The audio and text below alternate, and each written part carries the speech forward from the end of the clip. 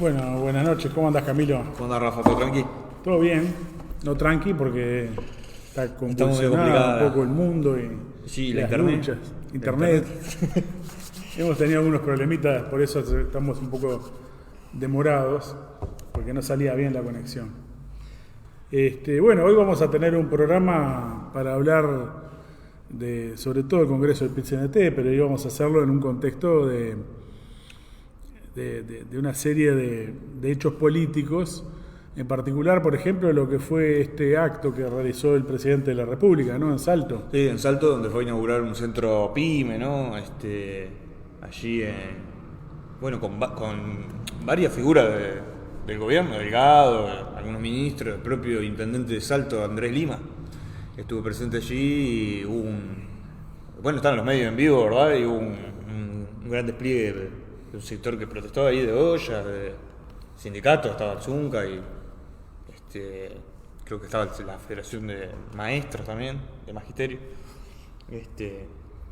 Y hubo, digamos que un contrapunto, ¿no? Desde el atril de presidencia, respondiendo a los cánticos, ¿no? Y las consignas que se lanzaban ahí.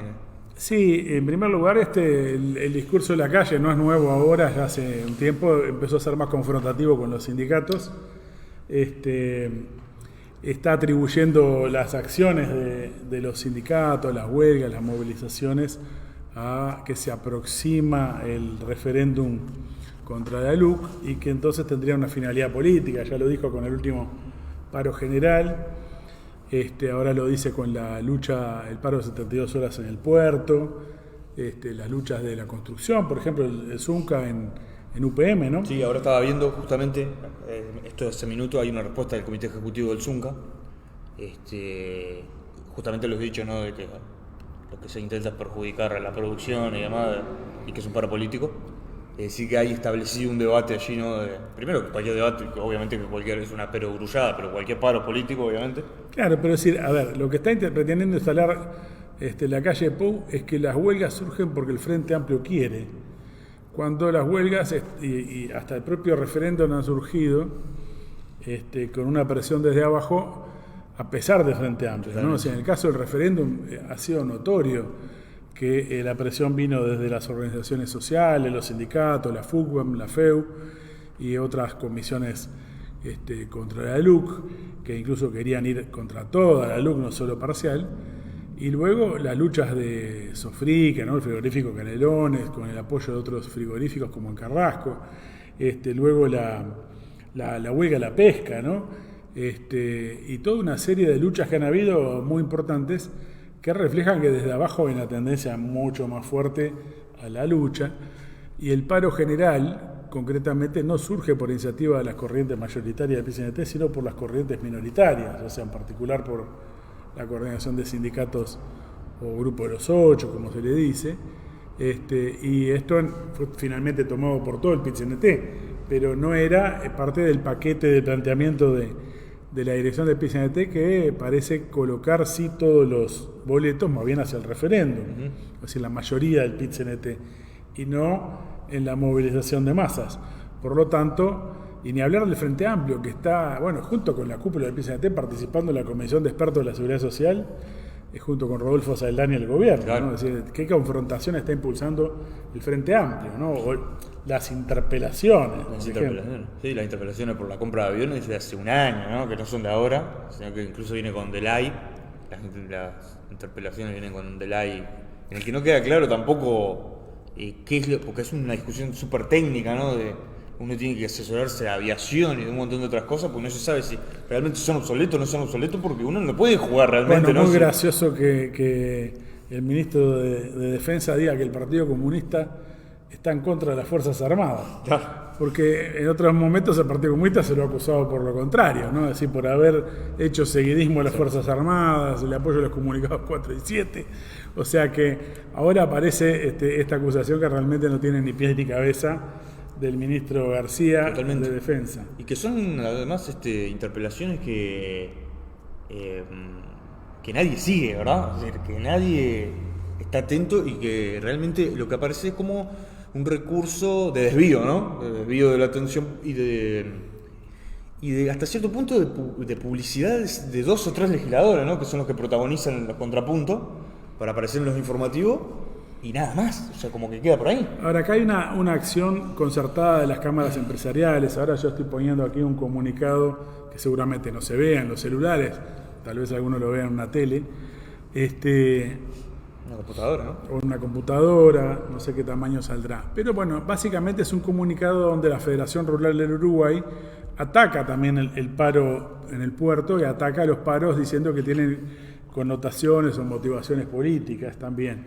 Es decir, que estamos ante una acción de la clase capitalista y el gobierno con esa misma prédica. Hay un pasaje casi en el final de este comunicado, después lo compartimos en todo caso para que lo ponemos en los comentarios de repente para que él quiera verlo.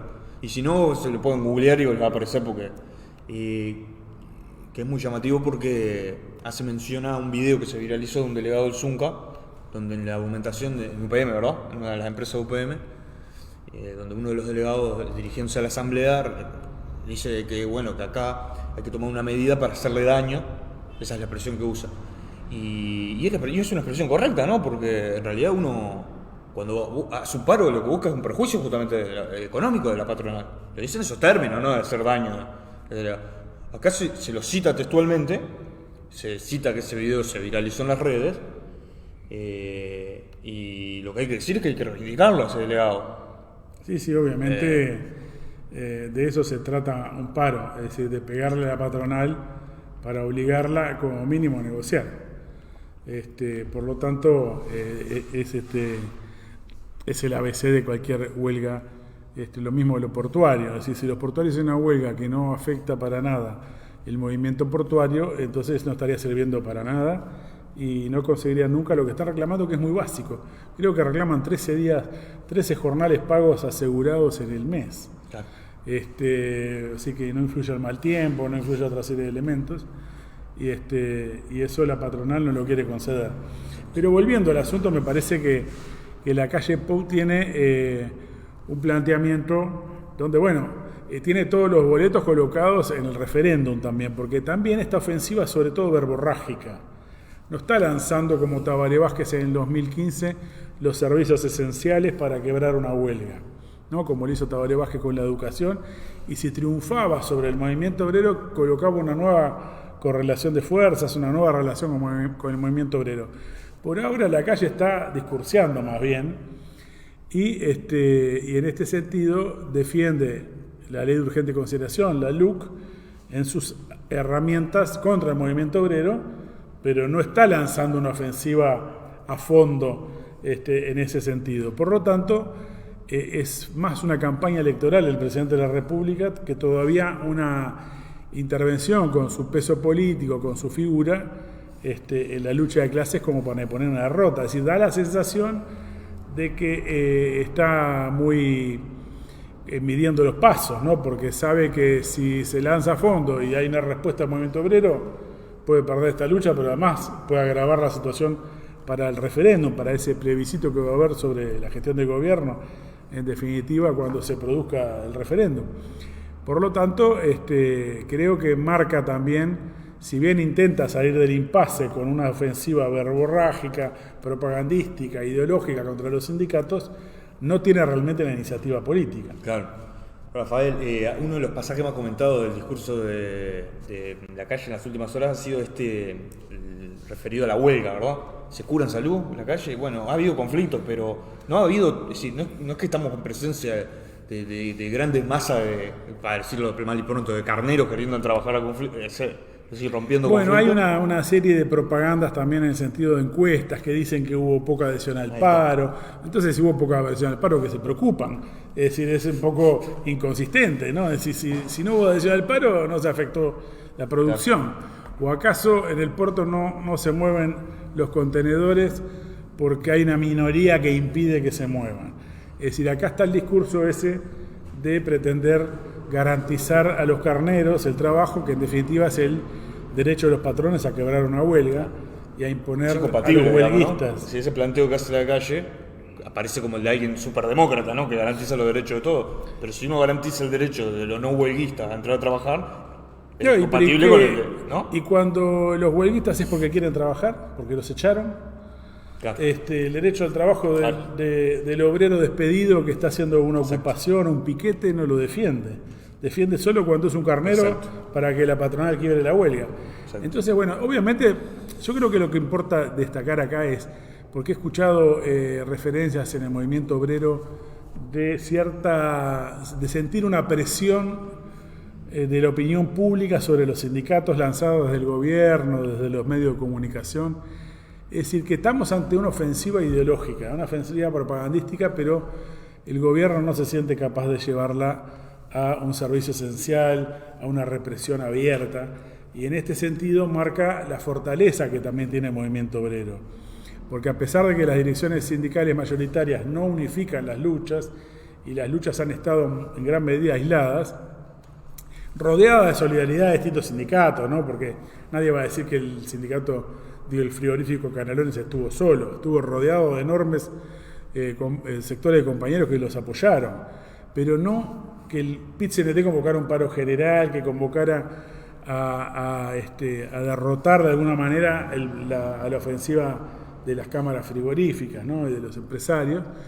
Y por lo tanto el PIT-CNT no juega ese rol de organizador de una respuesta de conjunto y de desequilibrar a favor de la clase obrera en una lucha concreta la pulseada con una patronal, ¿no? Es decir, eso lo hacen en todo caso grupos de sindicatos que puedan llevar adelante algún grado de solidaridad.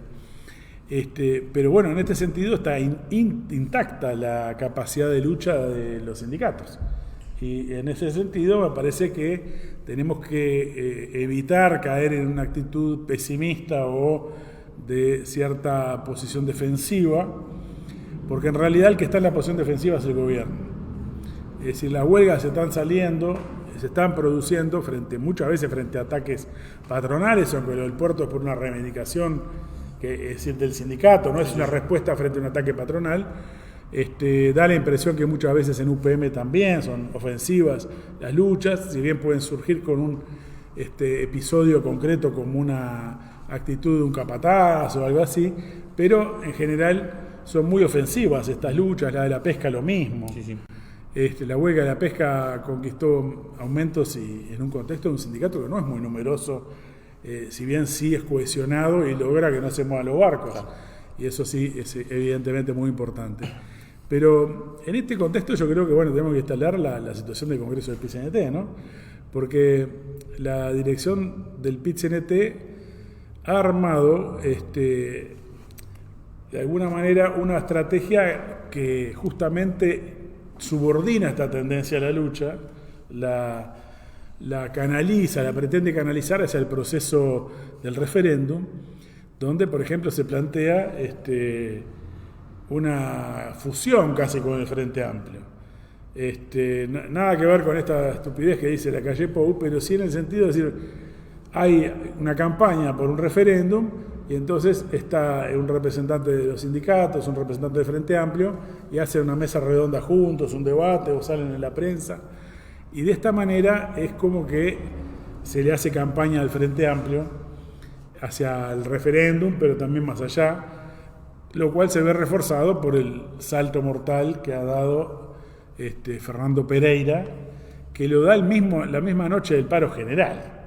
Es decir, no espera a que la población hablara sobre el paro general e impactara ese hecho, sino que esa misma noche estaba diciendo que aceptaba ser candidato para presidir el Frente Amplio. Y en este sentido, fortalece este discurso, obviamente, del gobierno, de la calle Pou, de que son lo mismo. Claro.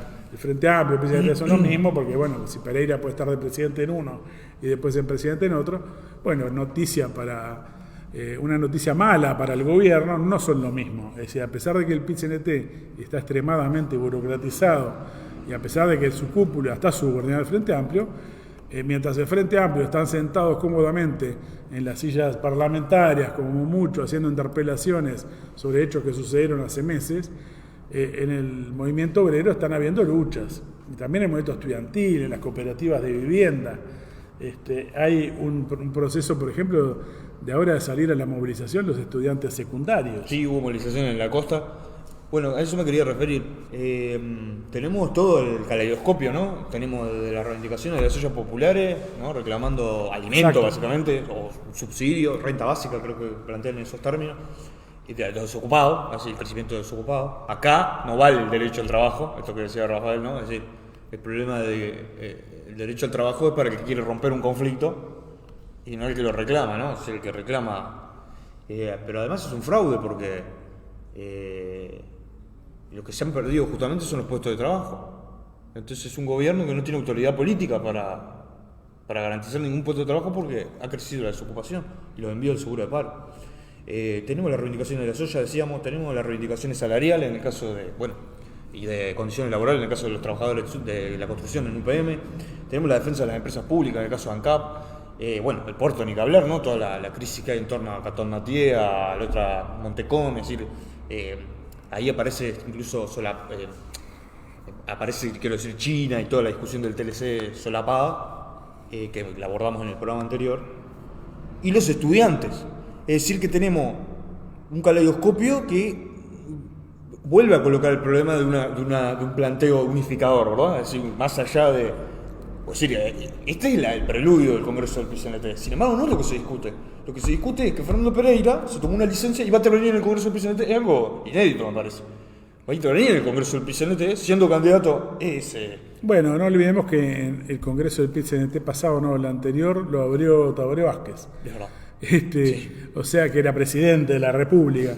O sea, que tampoco sería inédito esto. Quiero decir, hay una línea siempre de subordinación. Es más claro, es más grosero, si se quiere, ¿no?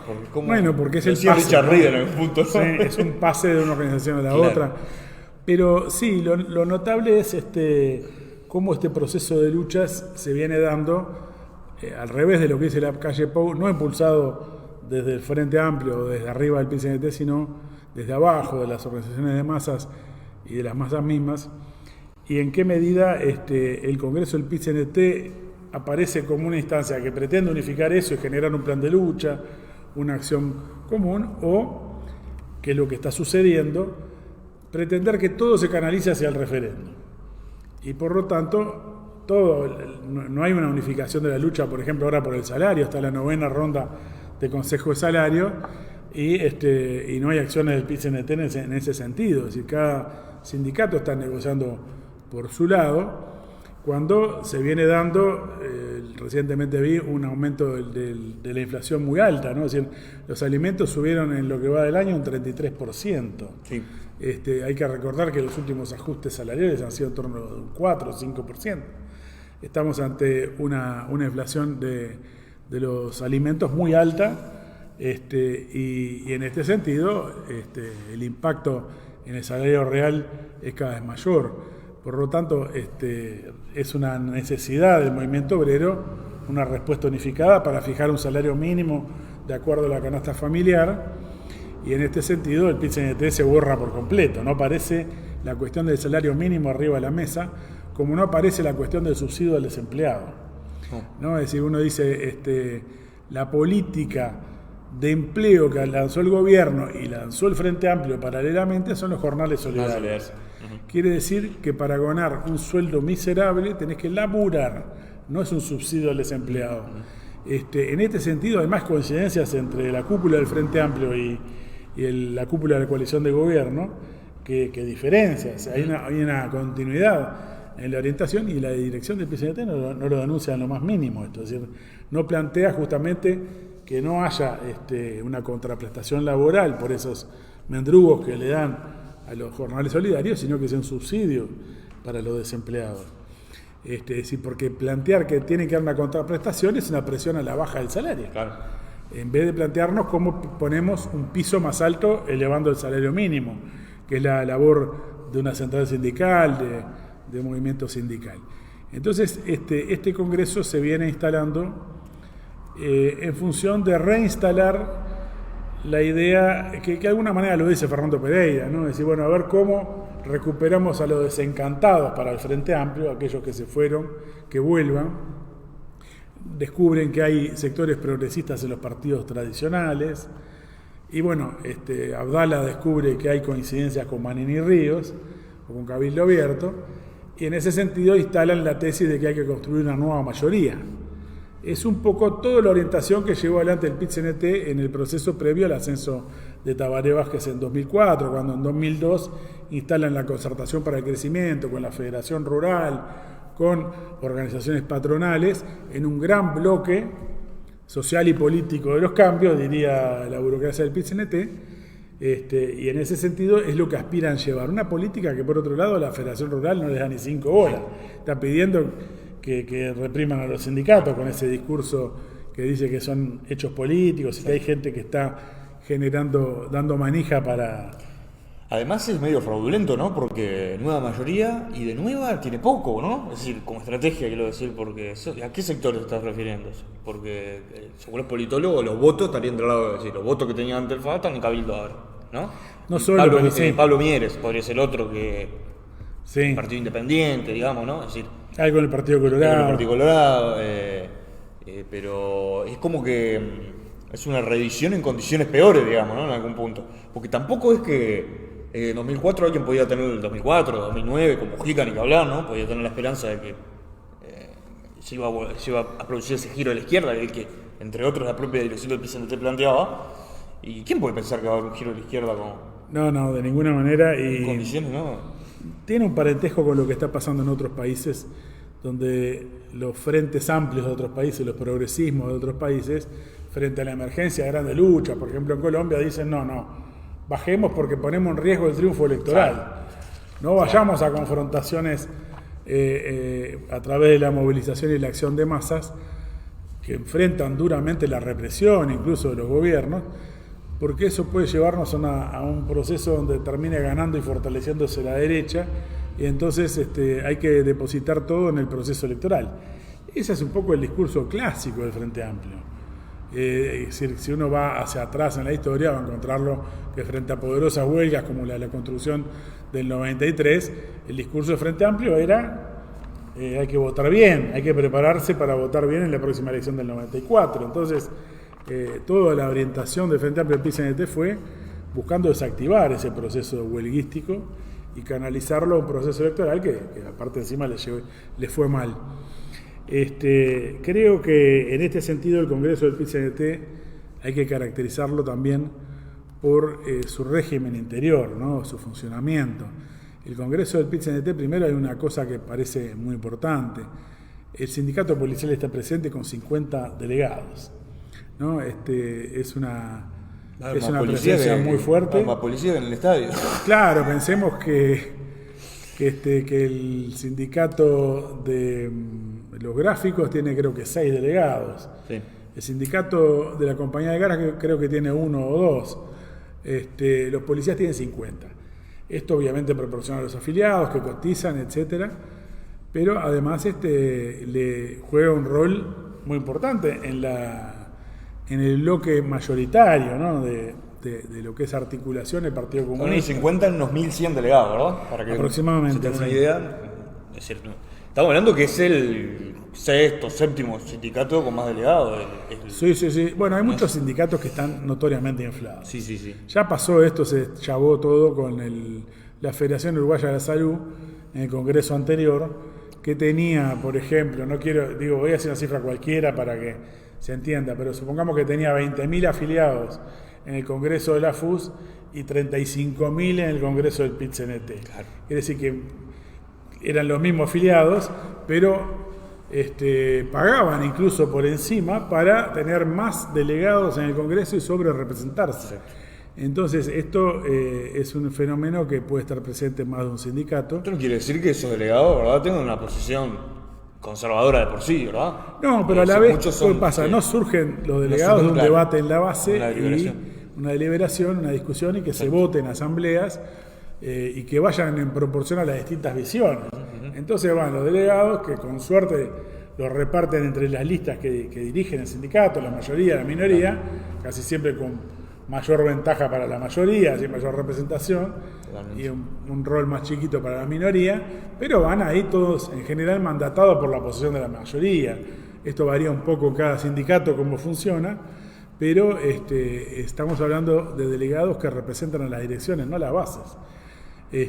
Más allá de que muchos delegados son tipos piolas y tipos combativos y no son todos aparatos, quiero decir, no estamos hablando de gente rentada ni nada que se le parezca, en general son laburantes, pero son militantes, pero que están alineados y de alguna manera mandatados desde arriba. Entonces esto ya indica que ya se sabe lo que va a salir del Congreso, es decir, ya se sabe que la mayoría, que integran estas dos corrientes, el Partido Comunista y Articulación, va a tener alrededor del 60% del Congreso, es decir, voto más, voto menos. Sí. Y que en todo caso la corriente en lucha, que también tiene grandes coincidencias hoy en día con la posición, es decir, de José López, de la FOEB, de Richard Reed, de Valeria Ripoll y otros, están en una línea muy cercana, como se vio en la votación sobre el sindicato policial y en muchas otras votaciones que han habido en la mesa representativa del PIT-CNT.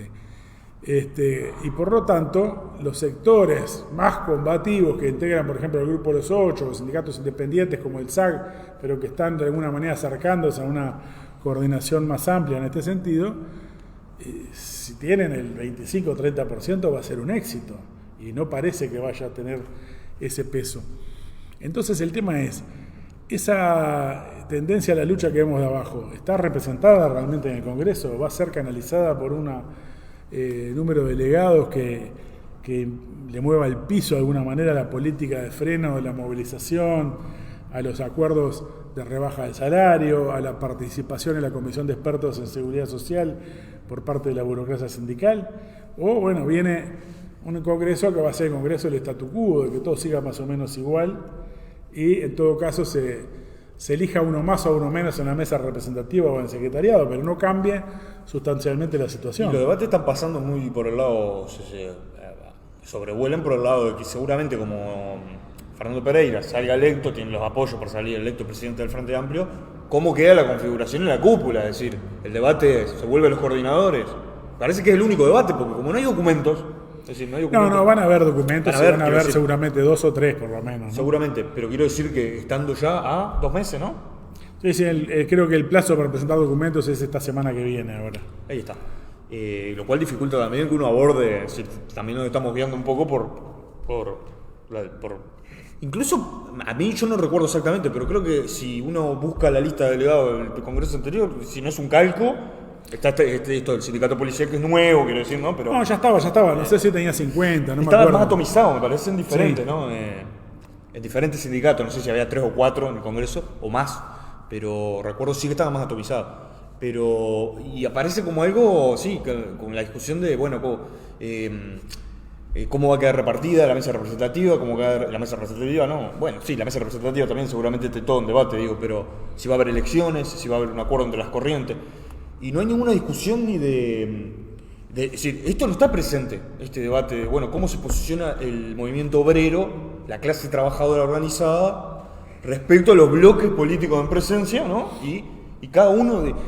Porque yo me quedo con algo que planteabas vos al principio, y que debería ser lo que para mí atraviesa el Congreso, que es y los debates, la deliberación en los lugares de trabajo, que es que lo que prima es un impas, ¿no?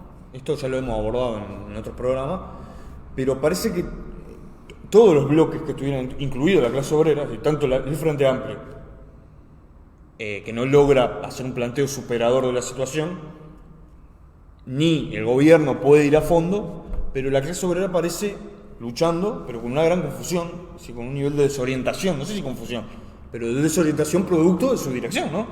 Sí, sin duda. Yo creo que... Entonces como que las fuerzas se neutralizan, ¿no? Mutuamente, es como o recíprocamente, no sé cómo...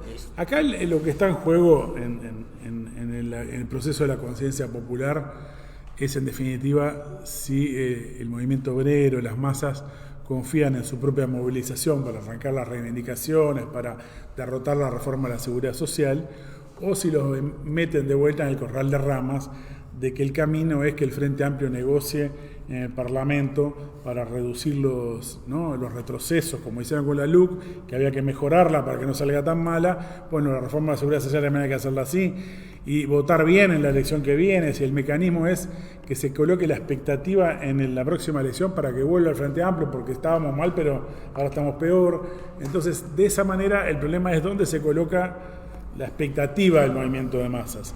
Esto está vinculado a dos cosas, obviamente, no es un tema estrictamente y puramente intelectual e ideológico, es la evolución de la crisis y la descomposición de la crisis política y de la crisis económica, la miseria, etcétera. Todo eso está empujando una acción. El Frente Amplio busca canalizarlo hacia procesos electorales y parlamentarios, y en ese sentido pretende monopolizar las expectativas de las masas en que todo va a resolverse votando el Frente Amplio. Por lo menos va a ser una situación distinta. Entonces, el eje está en colocar la mirada en el 2024, en todo caso el referéndum del 2022 es un escaloncito hacia el 2024, no se le pasaría por la cabeza que si el gobierno lo pierde hay que plantearse echarlo, constituir una asamblea constituyente, es decir, buscar soluciones inmediatas, sino que habría que plantearse esperar hasta el 2024 y votar bien, y mientras tanto armar una gran coalición, una nueva mayoría. Es decir, acá está en juego ese debate lo tiene claramente marcado la mayoría de la burocracia del PIT-CNT, ¿no? Es decir, en particular Pereira y Abdala, es el discurso que han venido haciendo. En el último paro general Abdala fue muy claro en esta orientación. Pereira en la recorrida que hace ahora como precandidato a dirigir el Frente Amplio también va en ese sentido. Bueno, del otro lado hay que colocar justamente la tendencia opuesta, es decir, colocar un programa de lucha en oposición a la expectativa, a la pasividad que pretenden instalar, y también en el sentido de colocar un programa de salida a la crisis capitalista, porque el problema que hay es que ya hoy es intolerable, pero se va a ir agravando. Es decir, vamos a estar muy parecido al resto de América Latina, que se viene derrumbando desde el punto de vista social. En Uruguay va un poco por detrás, pero va en el mismo proceso como marcan el proceso de las ollas populares. Entonces el problema es decir, bueno, vamos a luchar para reinstalar un gobierno del Frente Amplio que es el que nos trajo a esto, porque es el fracaso de los gobiernos del Frente Amplio y de la política llamada progresista lo que condujo al triunfo de la derecha. Y por lo tanto es volver a plantearse recorrer un camino que ya sabemos el resultado. El movimiento obrero tiene que colocar una discusión sobre el programa que por lo menos en la década del 60, cuando planteaba la necesidad de un cambio social, la necesidad de transformación, etcétera, discutía un programa. Después podemos discutir qué tan profundo era y en qué medida debía ser más revolucionario. Pero hoy no se discuten esos temas. Hay establecido, claro, sí, un debate. Claro. Entonces, los sectores clasistas también tienen que establecer un debate sobre programa.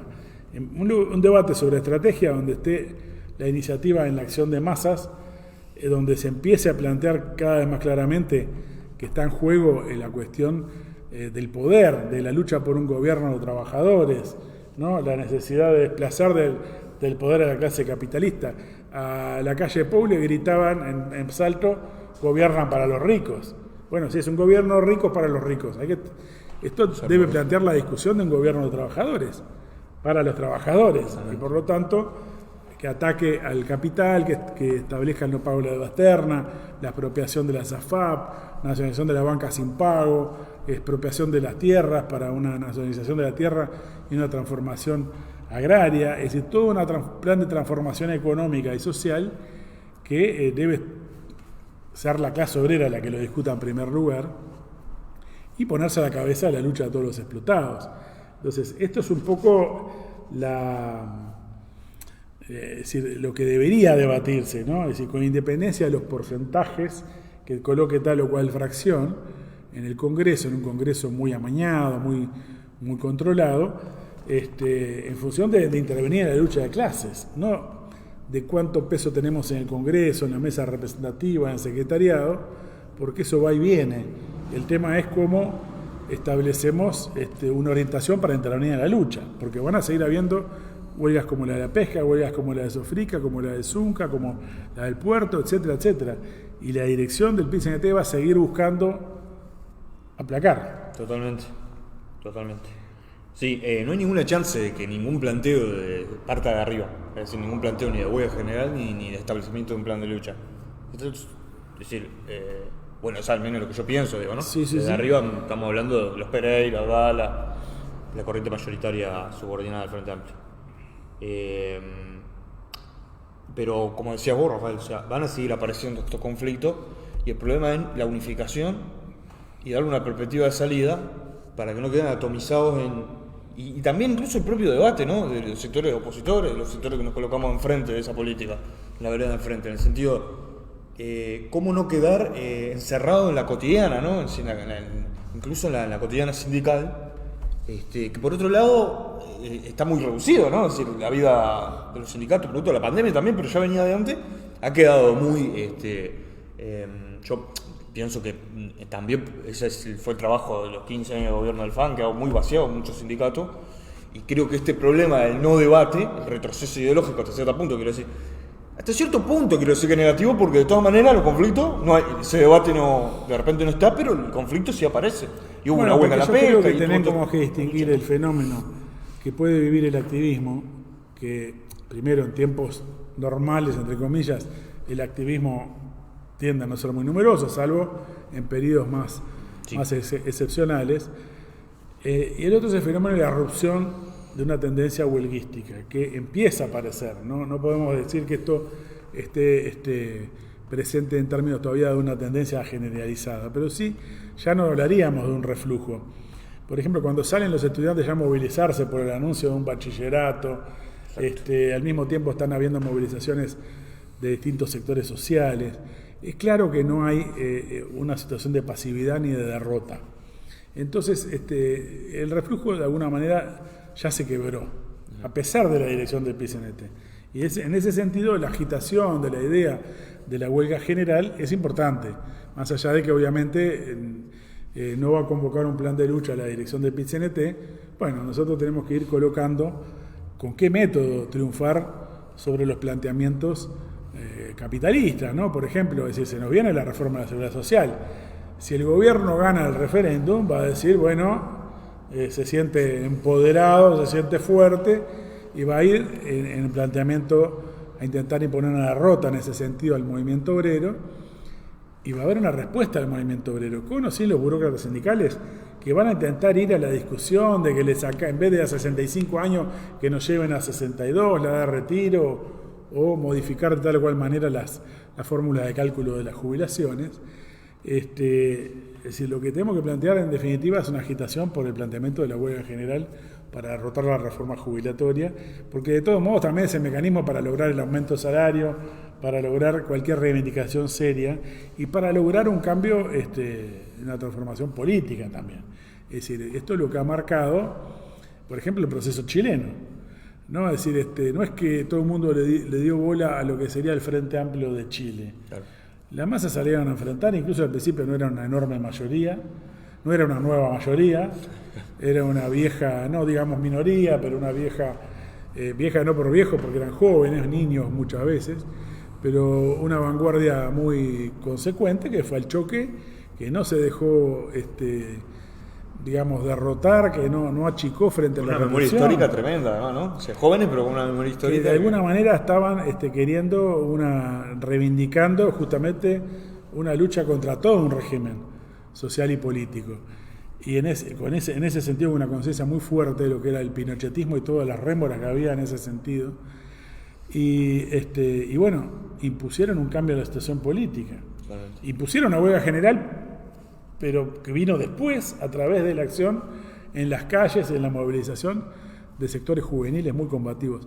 Entonces, después empiezan a aparecer los que explotan electoralmente esos fenómenos, ¿no? Como cuando los indignados en España los explotó Podemos o cosas similares. Pero la tendencia es esa por abajo. El problema es cómo se prepara el movimiento obrero, los sectores más conscientes, para ese tipo de perspectiva.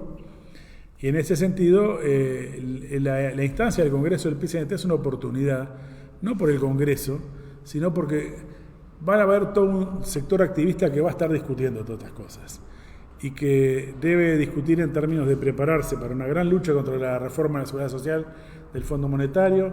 Obviamente va a haber que intervenir en el proceso del referéndum también, pero con una orientación propia.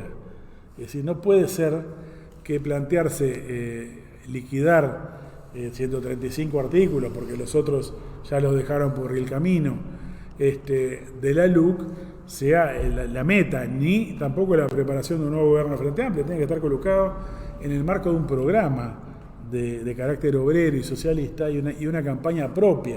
Es decir, en oposición a estos actos, charlas y todo lo más donde aparece el Frente Amplio con la burocracia sindical, tiene que haber una intervención independiente de los sectores clasistas y combativos del movimiento obrero, el movimiento estudiantil, de las cooperativas de vivienda, planteando su propia campaña y no subordinándose a la de la cúpula del PCNT ni a la del Frente Amplio mucho menos.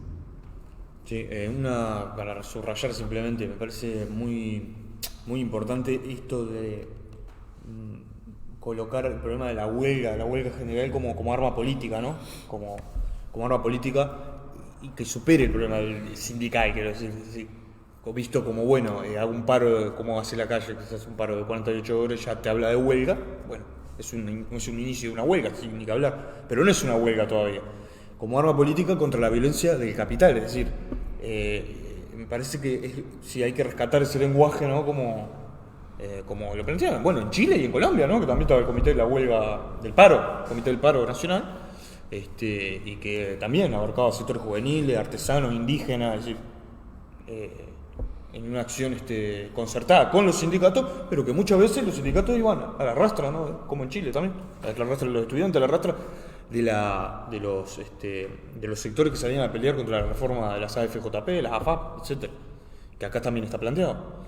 Entonces, es decir, cuando nosotros hablamos de que el Frente Amplio está participando en la campaña contra los 135 artículos, tenemos que decir que es el mismo Frente Amplio que impulsa la reforma de la seguridad social, si no a los 65, a los 64, a los 63, es decir, que es una dirección hasta cierto punto bastarda, ¿no? Así. Sí, porque hay que decir que los dirigentes del Frente Amplio e incluso el representante del PIT-CNT, que se llama Hugo Bay, es un economista, han planteado un criterio que es el aumento progresivo de la edad de retiro. Como aumentan las expectativas de vida, debe ir aumentando a la misma proporción la edad de retiro. Entonces lo que establecerían es una especie de escala móvil de aumento de la edad de retiro a medida que va aumentando la expectativa de vida. Esto de la expectativa de vida, de todos modos, es interesante analizarlo mejor, porque hace poco leí que en todo el mundo y en los principales países capitalistas en particular se ha producido una caída de la expectativa de vida al nacer, en general de un año, en torno a un año, comparando 2019 con 2020, 2021, y en Estados Unidos 2 años. Quiere decir, la expectativa de vida al nacer, no es que es la expectativa de vida de las personas que ya están en 80, claro, y que, lógicamente, como muchos murieron, eso bajó la expectativa de vida de las personas a esa altura, sino al nacer. Quiere decir que se estima que los que nazcan ahora van a vivir 2 años menos que los que estaban naciendo antes. Esto es muy fuerte porque son cambios que no se producen en la tasa de mortalidad y las expectativas de vida tan abruptamente. Y bueno, lo digo porque es un reflejo de lo que es la decadencia y la descomposición del capitalismo, ¿no? Es decir, si vos tenés cada vez más herramientas de la ciencia, ¿no? De la tecnología para cuidar la salud, alargar la vida, y las expectativas de vida se reducen porque va a aumentar la mortalidad infantil, juvenil, o en adultos, o en hablar en la ancianidad, quiere decir que estamos ante un régimen social que no pone esos recursos, esos conocimientos, esa tecnología al servicio de la vida, sino al servicio de la ganancia, del lucro, de la explotación, y en esa medida atenta contra la vida y exacerba la contradicción entre lo que es el conocimiento y la ciencia con respecto a la realidad cotidiana de la mayoría de la población mundial, que está condicionada por el régimen social existente, el régimen capitalista. Esto era simplemente un comentario porque lo vi hace poco, pero sí me parece importante plantear que seguramente en el Congreso del PIT-CNT aparezca un documento más izquierdista sobre seguridad social, porque la información que tenemos a partir de la campaña, la prédica que viene haciendo el Sindicato de Trabajadores del Banco de Previsión Social, la ATSS, habría un documento único donde pondrían que están contra las AFAP, pondrían que están contra el aumento de la edad de retiro, pondrían que están contra las exoneraciones a los aportes patronales, pondrían que están a favor de que se aumenten los aportes patronales incluso, y en este sentido parece un discurso más a la izquierda al que venía llevando adelante Ramón Ruiz y los dirigentes del equipo de representación de los trabajadores en el BPS y la cúpula del PCNT, que hasta ahora no han hablado nunca de eliminar la SAFAP, hablan de distintas maneras muy confusas. Y no han dicho nunca en contra del aumento de la retiro. Repito, el economista Hugo Bay ha hablado a favor del aumento de la edad de retiro. Quiere decir que si estamos ante un documento de esta naturaleza, tenemos que ser más claros todavía en advertir que, bueno, por un lado es obviamente que refleja una presión de abajo, ¿no? y de sindicatos más combativos, pero por otra parte la orientación va a ser igual de la negociación para evitar el mal mayor, ¿no? Para achicar daños, para reducir daños. Y en este sentido, el planteamiento, ¿no?, de un programa de esta naturaleza, que obviamente debe ser complementado con mucho más reivindicaciones, hay que aumentar las jubilaciones, establecer una jubilación mínima acorde a la canasta familiar y establecer jubilaciones de los trabajadores que permitan vivir y no las miserias que se están jubilando los trabajadores hoy en día. Esto implica un plan de lucha y una huelga general. No se va a derrotar la reforma del FMI de la calle Pou negociando en el Parlamento ni en una comisión de expertos. Por lo tanto, aún si levantaran, veremos cuando esté escrito, un documento más izquierdista, un documento menos colaboracionista de alguna manera con la orientación del Frente Amplio y del gobierno, tenemos que alertar a los trabajadores precisamente de que tienen que ir por la vía de la lucha. Y en este sentido sería muy importante que si hay un documento más izquierdista sobre la social, ATCS y los sindicatos combativos, los delegados combativos que haya en el Congreso, mocionen para ninguna negociación de la reforma de la Seguridad Social, enterrar a través de la lucha, el plan de lucha de la reforma de la Seguridad Social, incluyendo la perspectiva de la huelga general en caso que el gobierno pretenda seguir adelante con este tipo de reforma, ¿no? que plantee el aumento de la edad de retiro y todo lo demás. Es decir, que en este sentido el Congreso también es una instancia de lucha política muy importante, porque sirve para preparar esa lucha que se viene. Entonces, así que nosotros depositemos expectativas de que el Congreso va a resolver los problemas de los trabajadores. Hemos dicho que es un Congreso condicionado, un Congreso regimentado, un Congreso muy limitado por muchas razones. Vamos a plantear intervenir, obviamente, en ese Congreso. Buscaremos acuerdos y coincidencias con todos los compañeros que se pueda para establecer una batalla política, colocando la perspectiva justamente de la huelga general y del plan de lucha para derrotar la reforma de seguridad social, la rebaja del salario, los despidos, el desempleo, etcétera, etcétera, ¿no? Totalmente. Rafa, en el próximo programa tenemos algo referido a esto, seguramente algún compañero... Bueno, vamos a intentar a ver si hay, capaz que si hay algún documento, hasta traemos a alguno de los redactores, de algún sindicato, veremos, porque no sabemos cómo va a estar la cosa el jueves que viene. Y en principio sí va a venir algún compañero de ADES, ¿verdad? De la educación. ¿Termina mañana las elecciones o hoy? Mañana creo que terminamos las elecciones en ADES Montevideo. Y bueno, ahí está interviniendo también compañeros nuestros, sí, a través de una confrontación muy clara entre dos listas en ADES Montevideo. Veremos cómo es la correlación, pero más allá de eso es importante tener una reunión con ellos para caracterizar lo que es esta política que lleva el gobierno en relación a la reforma de la educación, el ataque que ha implicado ya la propia LUC. Así que vamos a ver si podemos invitar a los compañeros a que vengan aquí, o haremos una grabación si no pueden venir en vivo, porque a veces trabajan a esta hora, sí. Entonces tenemos que alguna parte a veces grabarla. Veremos cómo lo armamos. Sí, pero le prometemos eso, sí. Bueno, nada, que compartan todos, ¿no? No hagan las críticas, comenten. Sí, y impulsemos este debate en todo el movimiento obrero, ¿no? Es decir, vamos a un congreso del PIT-CNT que tenemos que utilizarlo como una tribuna para preparar la lucha. Totalmente. Bueno, nos vemos el jueves que viene. Hasta el jueves que viene, compañeros. Nos vemos, compañeros.